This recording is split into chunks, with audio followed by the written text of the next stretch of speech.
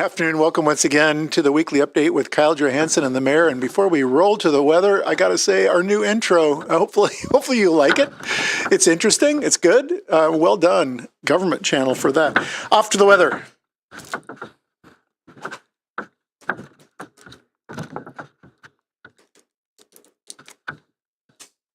So today we got sun and clouds mixed, high of 31. Tonight, probably cloudy skies early, with giveaway to cloudy skies late, low of 9. Tomorrow, mostly cloudy skies, high of 27, low of 16. Friday, snowy conditions, high of 34, low of 8. Snow accumulating 1 to 3 inches.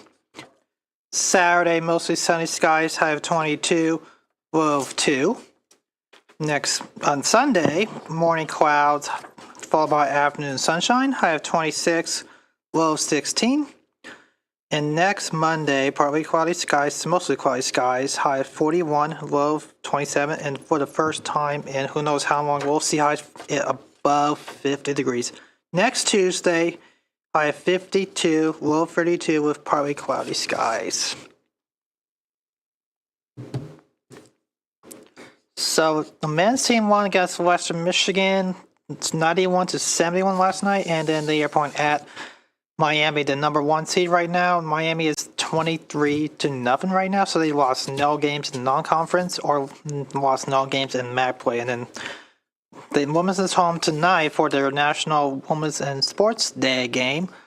And of course, ice hockey is home this weekend as for SIPS weekend. Of course, women's is home this weekend as well for SIPS weekend. And of course, next weekend, it's also women's is home again next Saturday after the night. After the Saturday, they are home again on Valentine's Day. And also not tomorrow. Speaking of tomorrow, it's also, not after today, it's National Women's and Sports Day. Tomorrow, February 5th, 1744, it's when National Weather Person's Day became a national thing in the United States. February 5th, 1744. So I have a question for you. Yes. What big international event is happening starting this Friday? Oh, man. I forgot what it is called. The Winter Olympics. The Winter Olympics, that's this weekend. Also, Super Bowl is this weekend. Oh, Super Bowl. That's huge, too. But I love the Winter Olympics. Me too. Well, let's talk about that next Wednesday. Next Tuesday. But there's another reason for my even bringing that up. Because all the snow we still have on the ground. Well, that too.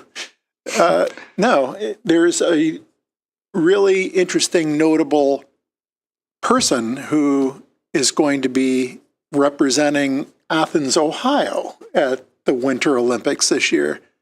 I'm looking at Scott Thompson, and Kyle, do you know who that is? No. Scott Thompson, do you know who that is?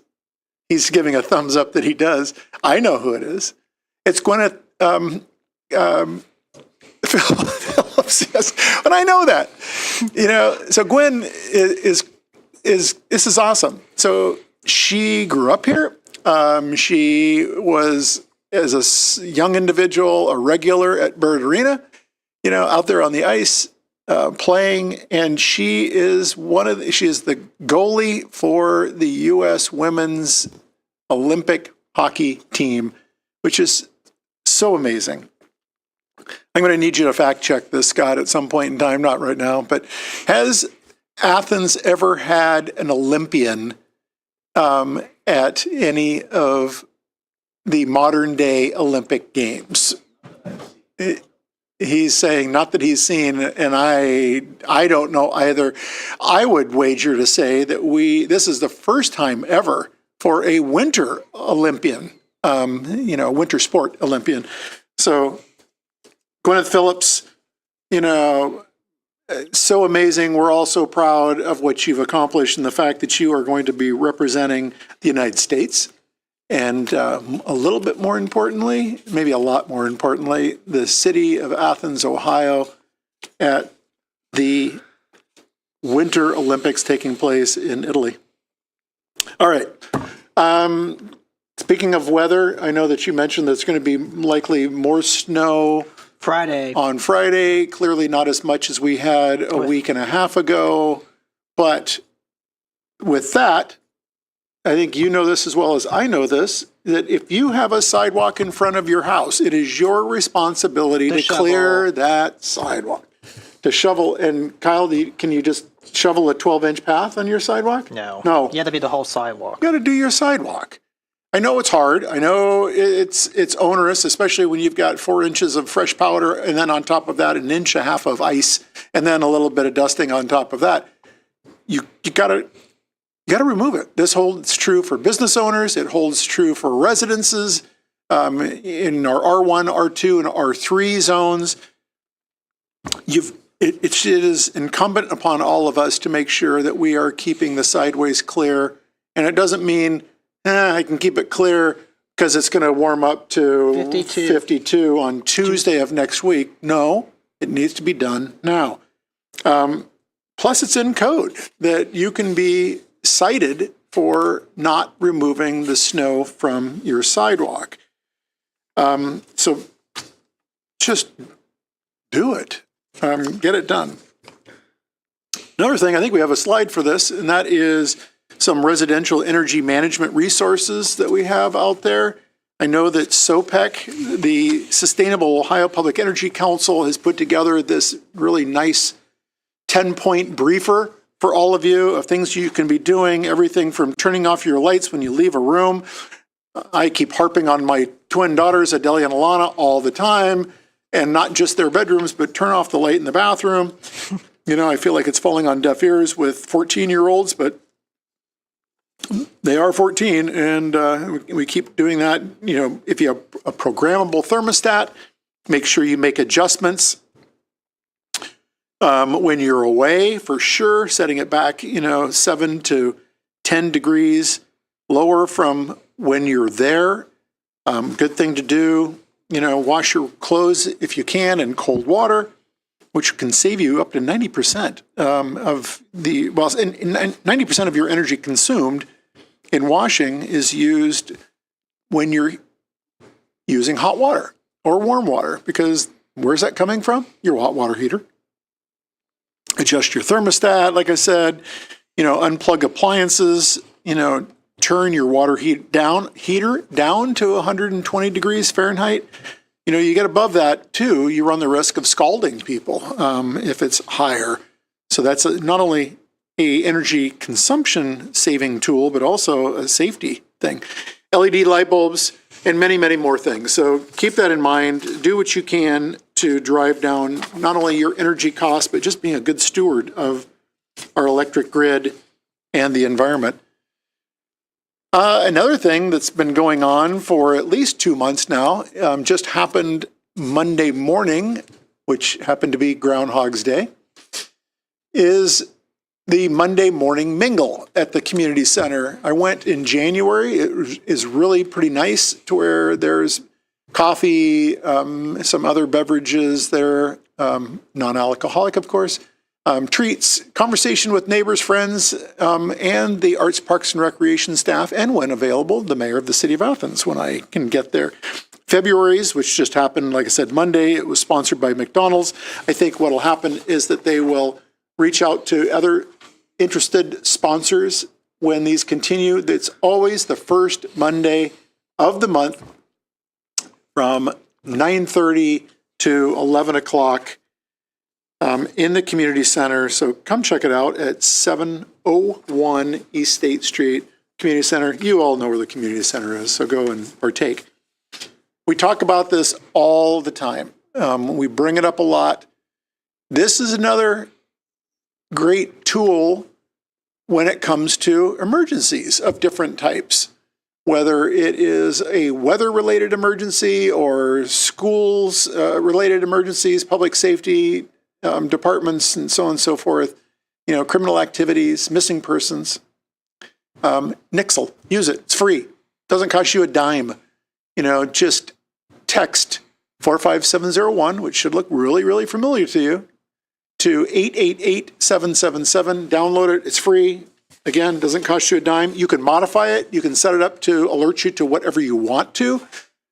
Or you can sit there and just let it go full tilt, and it's going to alert you to everything that's going on in our local environment.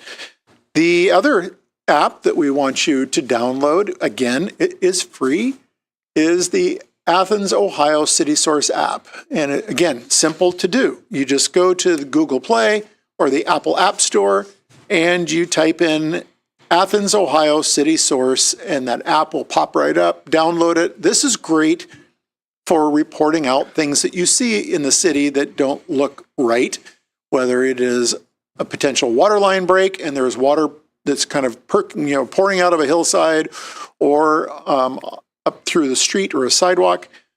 If there's foul smells that you smell somewhere in the city, you can report that too. Trash, that someone may have illegally dumped some trash somewhere in the city or a bag of trash.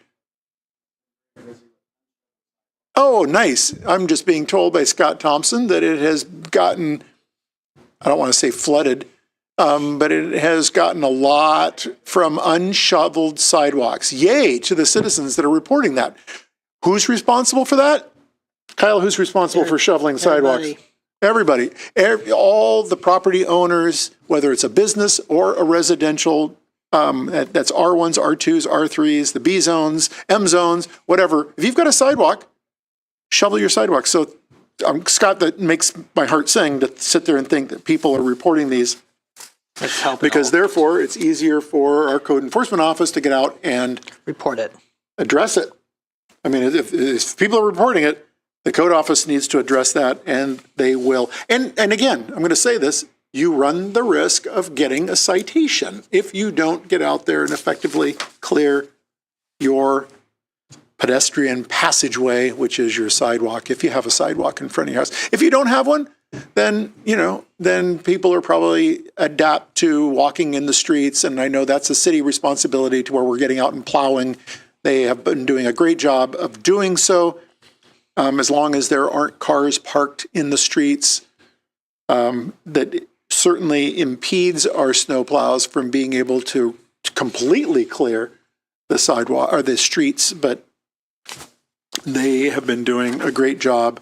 Probably also worth mentioning with the snow event that you indicated, Kyle, on Friday, that the plows will be out running again. And be mindful, if you can park off the street, please park off the street so that if the snow accumulates to the point where the snow crews are going to be out and having to plow extensively, that your car is not in the way of them being able to do so. Well, last couple things that we've got for today is we have some upcoming meetings. The Environment and Sustainability Commission will be meeting today, February 4th at 6 p.m. That will be in the first floor conference room in the city. City Council will be meeting on Monday night, February 9th. It is a committee meeting. And then on the 10th, which is Tuesday at 7 p.m., also here in council chambers, will be the Board of Zoning Appeals taking up any cases that they have. So stay warm, stay safe. Last piece of this polar vortex, one more shot of it. One more shot of the polar vortex? Yep. Yep. See, you like this stuff because this is your jam. Your jam is the weather. Yes. Yeah, and sports. Rufus sightings. I'm kind of shocked that you had forgotten that the Winter Olympics starts this Friday because you are so involved in sports, but I'm not going to dish you for that because you're busy with trying to identify where's Rufus going to be next. Speaking of that, last Monday there were over 200 people at that snowball fight. Say again? Over 200 people In the snowball fight on College Street last week. I was one of them. I saw that you were one of them. And You weren't just throwing snowballs, you were throwing chunks of stuff. chunks of ice balls. Yeah, got to be careful with that. You could maybe hurt somebody with some of the chunks that you were hurling around. All right, Kyle, thank you. Thanks for joining us. Please tune in next Wednesday for the next installment of the Weekly Update with Kyle Johansson and the Mayor. Take care.